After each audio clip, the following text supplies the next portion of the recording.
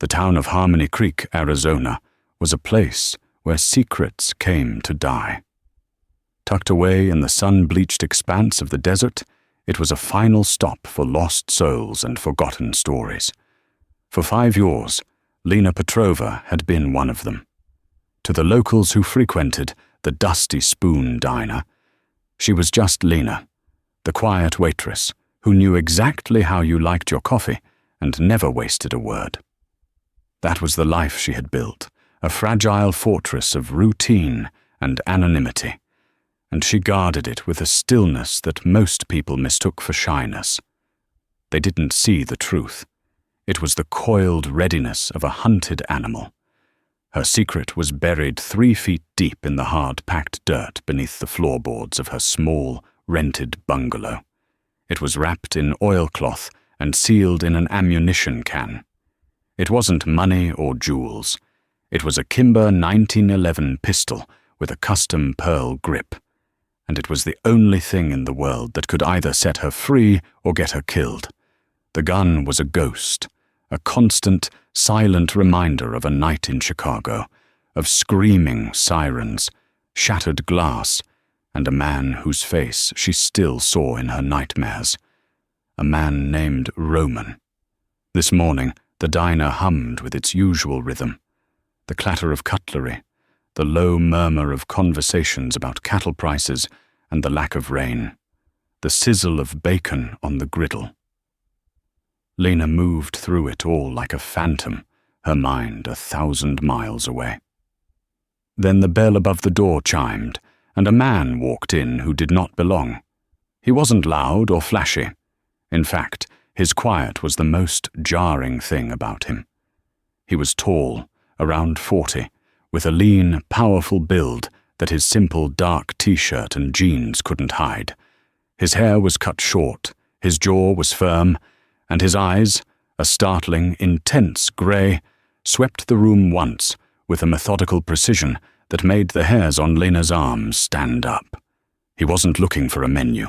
He was assessing threats, mapping exits, and cataloguing every face in the room. He was a predator, and Harmony Creek was not his natural habitat. He took a booth in the back corner, her section, the one with a clear view of both the front and back doors. Lena picked up a coffee pot, her heart a cold, heavy stone in her chest. For 5 years she had dreaded this moment, the moment when her past would finally walk through the door. She smoothed her apron, took a breath, and walked toward him, the perfect picture of a small-town waitress. "Coffee?" she asked, her voice a carefully practiced note of gentle indifference. The man looked up, and his grey eyes locked onto hers.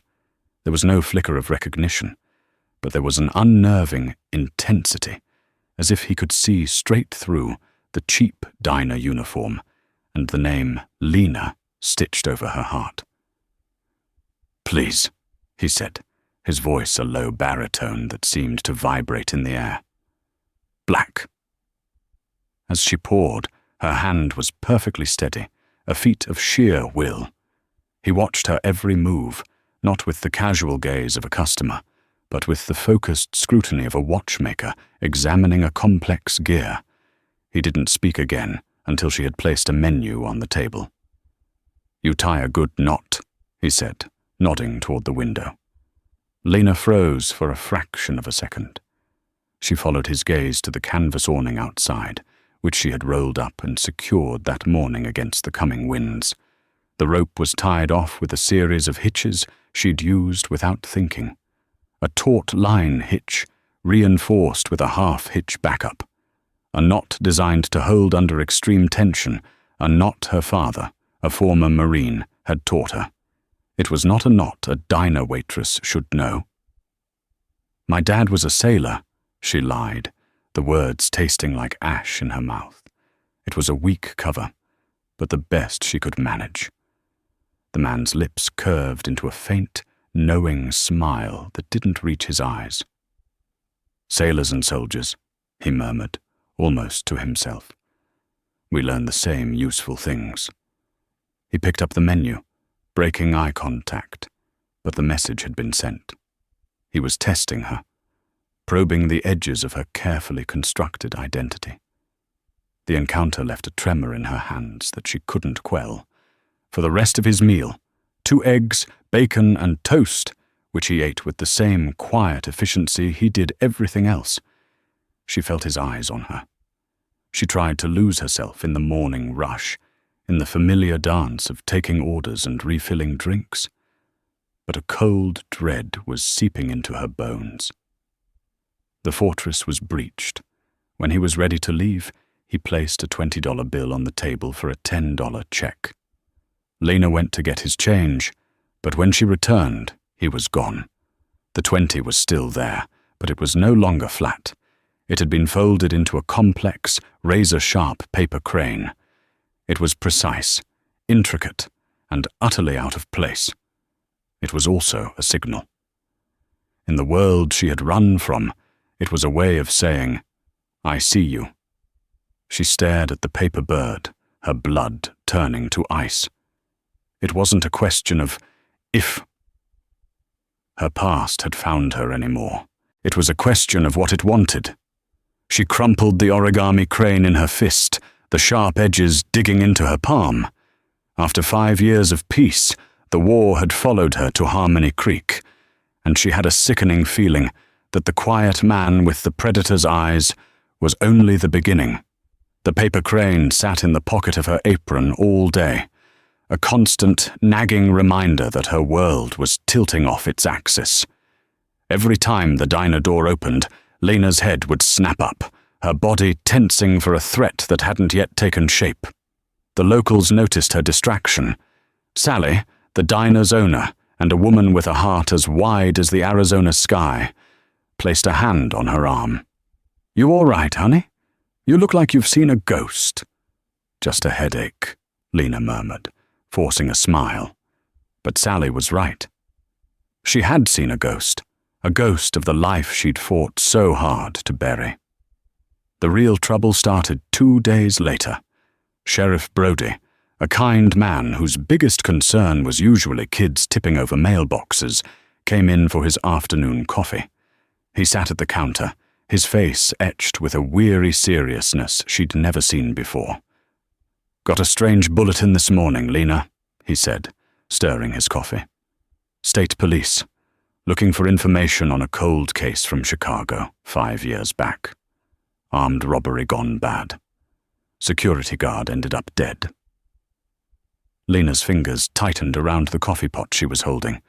She kept her back to him, pretending to wipe down the espresso machine, praying he couldn't see the color drain from her face. "They think one of the suspects might have passed through this part of the state," Brody continued, oblivious. "A woman. Name of Anya Petrova." Her real name. Hearing it spoken aloud in the safety of the diner felt like a physical blow. "They sent a picture, but it's old. Grainy security footage," he said, pulling a folded piece of paper from his shirt pocket. "Probably a dead end. Can't imagine anyone like that ending up in a place like Harmony Creek. Can I get a slice of that apple pie, Sal?" Lena didn't dare turn around. She could feel the photograph on the counter like a radioactive isotope, poisoning the air. She had done everything right. Changed her hair, her name, the way she walked and talked.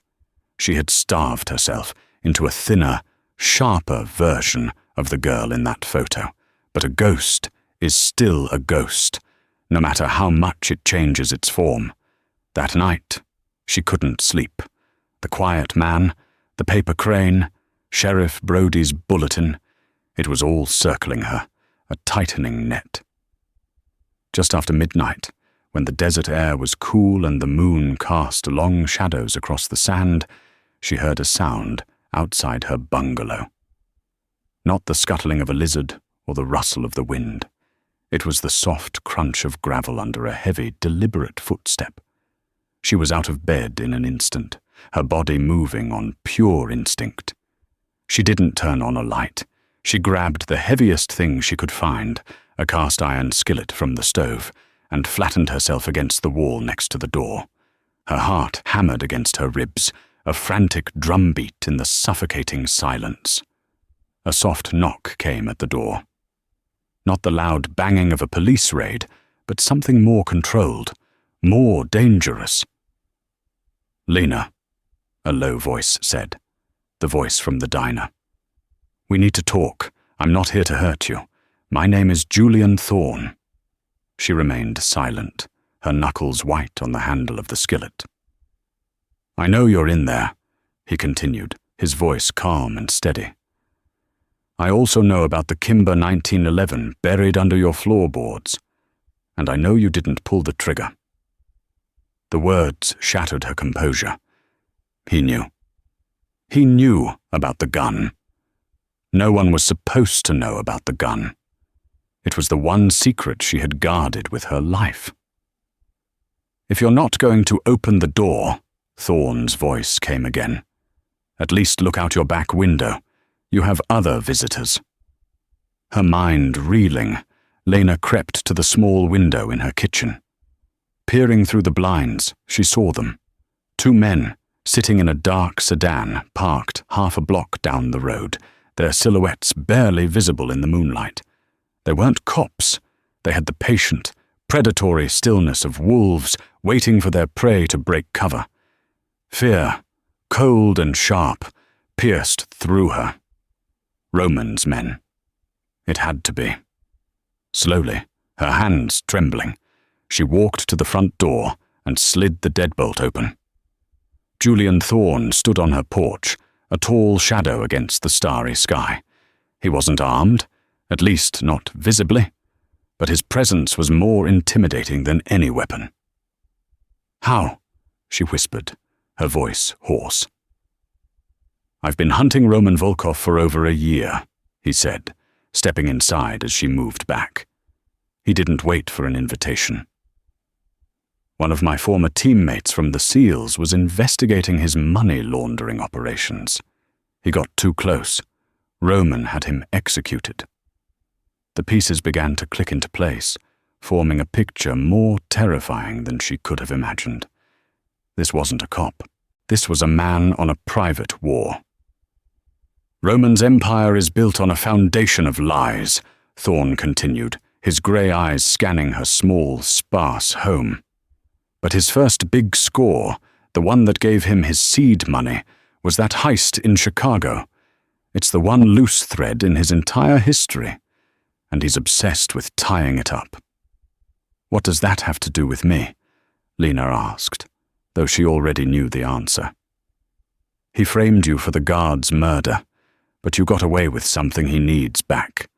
The gun. It's the only piece of physical evidence that ties him directly to the scene. His fingerprints are on the magazine. Forensics on the casing can trace it back to a batch of custom ammunition he used. It's the one thing that can bring his whole world crashing down. So you're here to take it," she said, a bitter resignation in her voice. "You want to arrest me." "I'm not a cop," he said, his gaze locking with hers. "And I don't want to take the gun. I want to use it. Roman is getting sloppy. He's paranoid about that gun. And he's been spending a fortune trying to find you. My informant inside his crew told me he finally got a lead that pointed to this state." "Your informant?" "He also told me Roman sent a team to retrieve the weapon," Thorne said, nodding toward the window. "Those men out there, they aren't here to ask nicely. Roman wants the gun, and he wants the only person who knows the truth about that night silenced permanently." Lena sank onto a wooden chair, the weight of it all pressing down on her. Her safe, quiet life was an illusion. She hadn't escaped. She had just been living in a cage with a longer leash, and now Roman was reeling it in. "I won't give you the gun," she said, her voice shaking but firm. "It's the only thing keeping me from a life sentence. It's my only leverage." "Your leverage is worthless if you're dead," Thorne countered, his tone devoid of sympathy. "Roman knows you're here. Those men are just the first wave. They're watching, waiting for you to make a mistake. Sooner or later, They will move on this house. Your life in Harmony Creek is over. It ended the moment I walked into that diner." He leaned against the counter, his arms crossed over his chest. He was right. She could feel it. The 5 years of borrowed time were up. "I have a plan," he said. "A way to use the gun to draw Roman himself out of the shadows. A way to end this for both of us. But I need your help. I need you to trust me." Trust him? He was a stranger who had torn her life apart in less than 48 hours. A soldier fighting a private war who saw her and her secret weapon as nothing more than assets to be deployed. But as she looked past him, through the window at the dark sedan, waiting patiently in the night, she knew he was also the only person standing between her and Roman's men. The choice wasn't really a choice at all. It was a question of which monster to run to when the other was at the door. The next few days were a blur of tension and paranoia. Lena went to work at the diner, moving through her shifts in a daze, every smile forced, every friendly conversation a monumental effort. She was acutely aware of being watched. The dark sedan was ever present, sometimes parked down the street, sometimes following Sheriff Brody on his rounds at a discreet distance. Roman's men were patient, professional. They were gathering information, waiting for the perfect moment to strike. Julian Thorne was a ghost. He didn't contact her again at the house. Instead, the communication was subtle, maddeningly indirect. A classified ad circled in the local paper, left on a table at the diner, with a time and a place. A payphone at a gas station 10 miles out of town. His methods were designed to avoid electronic surveillance, a clear sign of the level of enemy he was accustomed to fighting. "They're mapping your routine," he told her over the crackling line of the payphone, his voice low and urgent. "They know where you work, where you live. They're trying to determine if you have the asset on you or if it's stored somewhere. They won't move until they're certain they can get it." "The asset," Lena repeated bitterly. "You mean the gun that could send me to prison for life?" "It's the only thing keeping you alive right now," he countered. "Roman wants it intact. That's your advantage. My informant says Roman is getting impatient. He's on his way here himself." The news sent a fresh wave of terror through her. Roman, here, in Harmony Creek. The thought of his presence tainting the one place she had ever felt safe was unbearable. "What's your plan?" she asked, her voice barely a whisper. "We use the gun as bait. We set up a fake exchange. Make them believe you're willing to sell the gun for a new identity and a plane ticket out of the country. We lure them to a location of my choosing, an abandoned copper mine north of here. It's isolated, defensible. We take them down, and we get the evidence we need to dismantle Roman's entire network." "And what happens to me?" There was a pause on the line. "I give you my word," Thorne said. "I will not let you take the fall for this. The gun has Roman's prints. Once we have him, we'll make sure the evidence gets to the right people, along with your testimony. You'll be a witness, not a suspect." It was a promise from a man she barely knew, a man who lived in a world of violence and shadows, but it was the only hope she had. The breaking point came on a sweltering Thursday afternoon. The diner was quiet. Lena was refilling salt shakers when Sheriff Brody walked in. He didn't go to his usual spot at the counter. He walked straight to her, his face grim. He was holding the same faded, grainy photograph from the bulletin. "Lena," he said, his voice gentle but firm, "I need you to look at this. Really look." He laid the picture on the table. It was her. Anya Petrova, 5 years younger, her face rounder, her eyes wide, with a fear that the poor camera quality couldn't hide. It was the face of a girl who had just watched a man die. "A tourist up in Flagstaff," Brody said, his eyes searching hers. "An old lady. She saw this flyer, called the Tip Line. Said she saw a woman who looked like this getting off a bus in Harmony Creek about 5 years back. Said she remembered her because she looked so scared." Lena's heart felt like it was going to beat its way out of her chest. She stared at the photo, at the ghost of the girl she used to be. I don't know," she stammered. "It's hard to tell." "Take your time," Brody said, his gaze unwavering. He wasn't a fool. He had seen the flicker of recognition in her eyes. He was the town's sheriff, but he was also her friend. He was giving her a chance to come clean, but telling him the truth would mean confessing to being a fugitive in a murder investigation.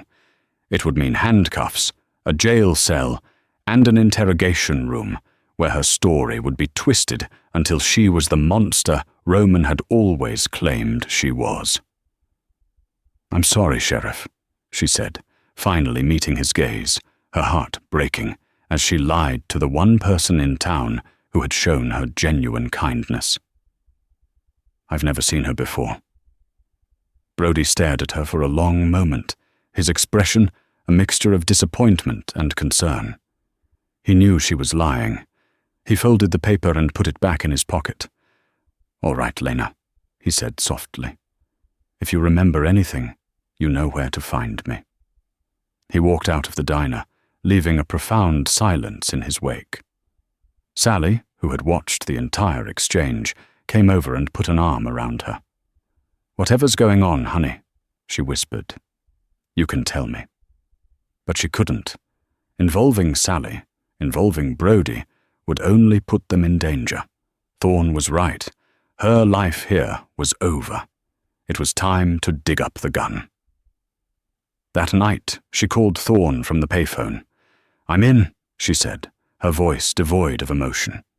"Tell me what I need to do." The plan was set in motion. Thorne, through his informant, leaked a message to Roman's crew. The girl was spooked. The cops were closing in. She was ready to sell the gun for $500,000 in cash and safe passage to Mexico. The exchange was to happen in 2 days, at midnight, at the abandoned Black Canyon mine. The night of the exchange, a thick, oppressive anxiety settled over Lena. This was it, the culmination of 5 years of running. She waited until well after dark before she went to her bungalow. She had to retrieve the gun. It was the one part of the plan that made her skin crawl. Carrying it, touching it again after all this time, felt like embracing a nightmare. She pulled up the loose floorboard in her bedroom closet, the wood groaning in protest. Her fingers brushed against the cold metal of the ammunition can. She lifted it out, the weight of it familiar and terrifying. Taking a deep breath, she unlatched the lid. The Kimber 1911 lay nestled in the oilcloth, its pearl grip shimmering faintly in the dim light from the window. It was a beautiful, terrible thing. The instrument that had destroyed one life and ended another. Her hand trembled as she reached for it. Suddenly, a floorboard creaked in the living room. Lena froze, her blood turning to ice. She wasn't alone. She hadn't heard a car, hadn't heard the door. "Looking for this?" A voice drawled from the doorway. She looked up, her heart stopping in her chest. It wasn't one of the men from the sedan. It was a different man, with cold, dead eyes, and a cruel smirk she recognized instantly from Thorne's files. He was one of Roman's top lieutenants, and in his hand he was holding a small, high-end digital camera. Behind him, another man stepped into the room, holding a silenced pistol. "The boss was getting tired of waiting," the first man said, his smirk widening. "He figured you'd come back for your little souvenir tonight. The informant was very helpful." The informant. The one Thorne trusted. It was a double cross. The entire plan, the exchange at the mine, it was all a setup. They hadn't gone for the bait. They had come straight to the source. The second man raised his pistol, the silencer, a black, menacing snout, pointed directly at her head. Lena stared down the barrel, her mind a maelstrom of terror and regret. She was on her knees, her hand hovering over the gun that was supposed to be her salvation. Thorn wasn't coming. There was no plan. There was no escape. She was cornered in the tomb she had built for herself, and the ghosts of her past had finally come to collect their due. The man with the camera grinned, a predator savoring the final moments before the kill. Smile for the camera, Anya. We need one good shot of you with the murder weapon before your tragic accident. Lena's world had narrowed to the black hole of the silencer's muzzle. Terror was a physical thing, a pressure in her chest that threatened to crush her. Thorn wasn't coming. The plan was a lie. This was the end of the line. And in that moment of absolute finality, the fear burned away, leaving behind a cold, clear, 5-year-old reservoir of pure rage. She had not survived a massacre in Chicago just to die on her knees in a dusty Arizona bungalow. Her eyes flickered from the gun barrel to the ammunition can at her feet. It was heavy, steel, its lid unlatched. Her left hand, hidden from their view, was inches from the cast-iron skillet she'd left by the wall. Everything happened in the space of a single, desperate heartbeat. "Just get it over with," she whispered, her voice a broken plea. As the gunman's finger tightened on the trigger, she made her move. It wasn't a calculated plan. It was pure, animal instinct. She kicked the ammunition can with all her might. The heavy box flew sideways, spilling the oilcloth-wrapped pistol onto the floor. At the same instant, she grabbed the skillet and lunged, not at the gunman, but at the man with the camera. He was the strategist, the one giving the orders. He was the one who had to go down first. The camera flashed, capturing not her surrender, but the blur of a cast-iron skillet swinging toward his face. The impact was a sickening crunch of metal on bone. He crumpled without a sound. The gunman, startled by the sudden violence, fired. The suppressed thwump of the pistol was followed by the splintering of the floorboard where her head had been a second before. Lena didn't stop. She rolled, grabbing the heavy lid of the ammo can and flinging it like a discus. It caught the gunman in the chest, not hard enough to injure him, but enough to make him stumble back, his aim thrown off. It was all the time she needed. She scrambled for the open doorway, plunging into the moonless dark of the desert night. She ran without looking back, her bare feet finding purchase on the familiar, hard-packed earth. She didn't run toward the road. She ran toward the desert, toward the tangled maze of arroyos and canyons she had spent 5 years exploring on her long, lonely walks. She was no longer a waitress. She was Anya Petrova, and she was an expert at disappearing. She ran until her lungs burned and the sounds of the town faded behind her. She found shelter in a narrow wash, collapsing behind a cluster of creosote bushes, her body trembling with adrenaline. They had the house. They would soon have the gun. But they didn't have her. The game wasn't over. The board had just been violently reset. In the pocket of her jeans, her fingers found the crumpled paper crane Thorn had left her. She had kept it, a foolish, sentimental act. Now, in the cold desert air, she smoothed it out. It was just a piece of paper, a folded $20 bill, a cruel joke. But as her fingers traced the sharp creases, she felt something, a small, hard lump embedded in the center of the paper, folded so deeply within the bird's body that it was almost undetectable. Using her thumbnail, she carefully worked the tiny object free. It was a micro SD card, no bigger than her nail. Thorn hadn't been testing her with the crane. He was giving her a key. He knew the risks. He had planned for betrayal, but she had no way to read it. She was stranded in the desert with nothing but the clothes on her back. She needed a computer, a phone, something. Her mind raced, cataloguing the resources of Harmony Creek. The library had computers, but they would be watching it. The school, the town hall, all too public. Then she remembered Sally, kind, trusting Sally, who often complained about her grandson setting up her new tablet, a device she never used and kept in a drawer in the diner's back office.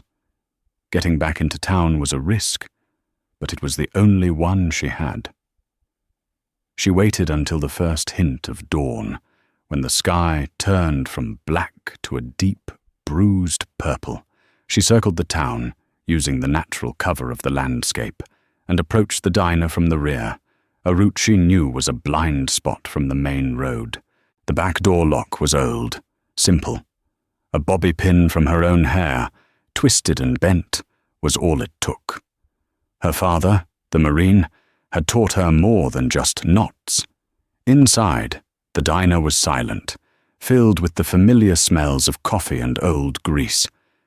It felt like a lifetime ago that she had wiped down these counters. In the back office, she found the tablet exactly where Sally had said it would be. She slid the micro SD card into the slot, her heart pounding. The card contained only 2 files. One was a detailed dossier on Roman Volkov, far more comprehensive than anything Thorne had shown her. It detailed his operations, his contacts, his weaknesses. The second file was an encrypted audio recording. It took her 10 minutes to bypass the simple password, the name of Thorne's fallen SEAL teammate. Thorne's voice filled the small office, low and urgent. It was a contingency briefing. Anya, if you're hearing this, my primary channel has been compromised. The informant, Mikhail, is playing both sides. He fed Roman the truth about the mine to make my intel seem credible, but he gave them your location as the real prize. The trap wasn't for you. It was for them. I let them think they had the upper hand. My team is in position, but they moved on you faster than I anticipated. I'm sorry. The objective remains the same. The gun. It's the only thing that can put Roman away for good. But you can't trust the feds. Roman has someone in the bureau. You need local law. Someone with jurisdiction, but no federal connections. Prove your case to them. Use the dossier. It contains a financial ledger, Roman's private one. There's a transaction, a wire transfer for $50,000 to a shell corporation. The date is 2 days after the Chicago heist. The memo line is one word: sanitation. That's what he called the payment to the man who killed the guard.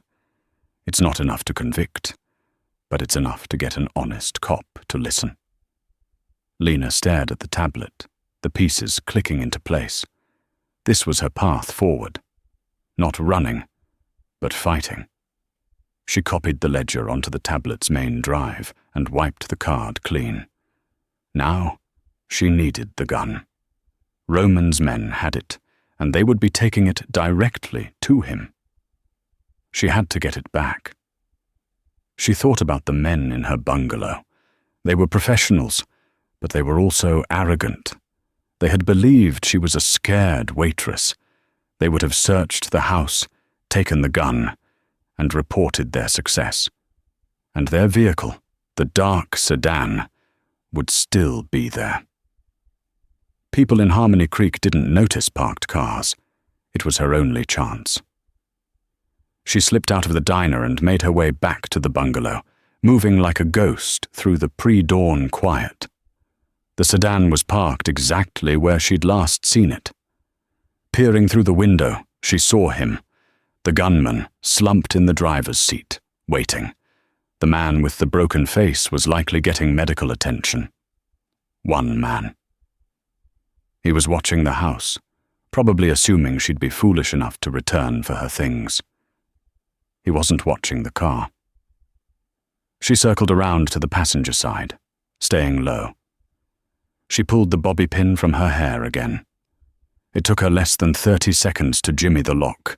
The soft click was lost in the whisper of the desert wind. She opened the door just a crack, slowly, silently, and slid inside. The Kimber, wrapped in its oilcloth, was on the passenger seat beside him, a trophy waiting to be delivered. Her hand closed around the heavy, familiar shape of the weapon. The man, sensing a change in the air, turned. His eyes widened in disbelief. He never had a chance to raise his own weapon. Lena swung the heavy pistol, gripping it by the barrel like a club.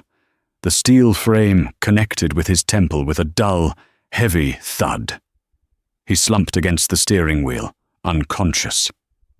She pulled him out of the car, dragged him behind a thicket of sagebrush, and used the taut line hitches her father had taught her to secure his hands and feet with his own belt. Then she got back in the car, the Kimber 1911 resting on the seat beside her. She had the gun, she had the ledger. Now, she just needed a witness. Sheriff Brody was sitting in his office, staring at the grainy photo of Anya Petrova when his personal cell phone rang. It was a blocked number. "Sheriff Brody," he answered, his voice wary. "You're looking for the woman in the photograph," a voice said. It was female, strained but steady. He recognized it instantly. Lena. The one you think passed through Harmony Creek 5 years ago. "Lena, where are you? Are you all right?" "My name is Anya Petrova," she said, the words tasting strange and new. "I didn't kill that guard in Chicago. I was a witness. The man who did it is named Roman Volkov.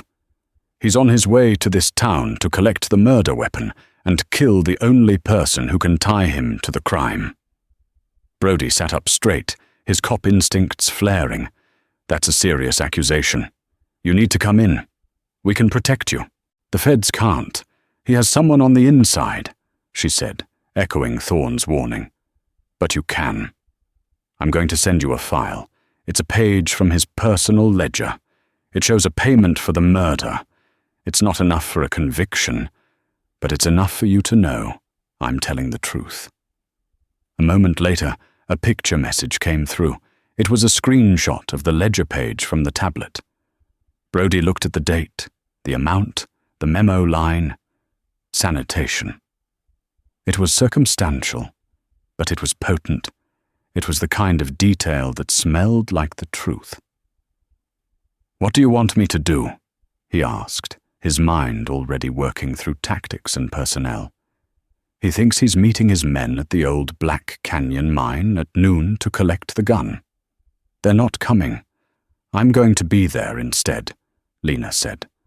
"I'm going to give him the gun, but I'm going to get him to admit what he did first. I need you there. I need you to hear it. No sirens, no uniforms until I give a signal. He can't see you." "That's too dangerous," Brody protested. "Let my men handle it." "He won't talk to your men. He'll only talk to me," she countered, her voice firm. "He's arrogant.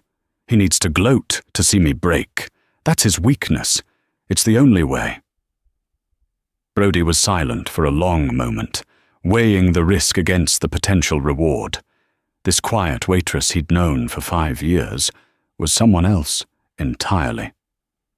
She was sharp, calculating, and in more trouble than he could imagine, and she was asking for his trust.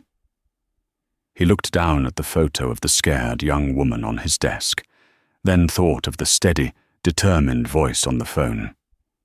"What's the signal?" he asked. The Black Canyon mine was a scar on the face of the desert, a place of rusted machinery and gaping pits. Lena arrived an hour early, parking the sedan out of sight. She walked the grounds, her mind a whirlwind of tactics and fear. This was Roman's territory, a place of violence and isolation, but today she would make it hers. She found the perfect spot, the dilapidated foreman's office, a single-room shack with grimy windows overlooking the main yard. It offered a clear line of sight, but was cluttered enough to provide cover.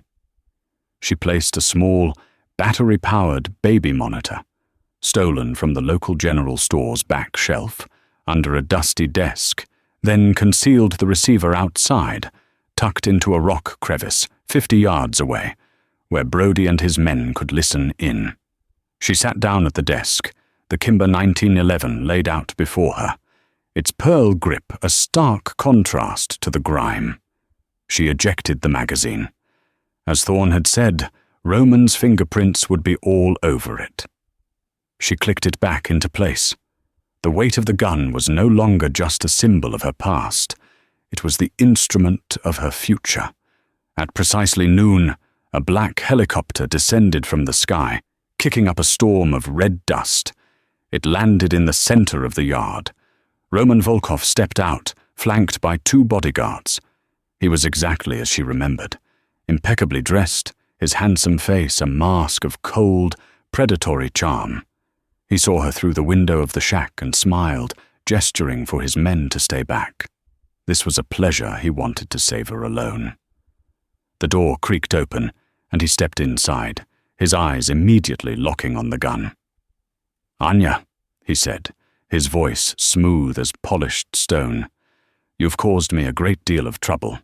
I have to admit, I'm impressed. I never thought you had it in you." "You taught me well, Roman," she said, her voice steady despite the frantic beating of her heart. "You taught me how to survive." "Survival is temporary," he countered, walking slowly toward the desk. "Loyalty is forever, a lesson you failed to learn." He glanced at the gun. "Is that it? After all these years, the ghost that's been haunting my sleep?" "It's all here," Lena said. "Just like that night. Your prints are still on the magazine, aren't they?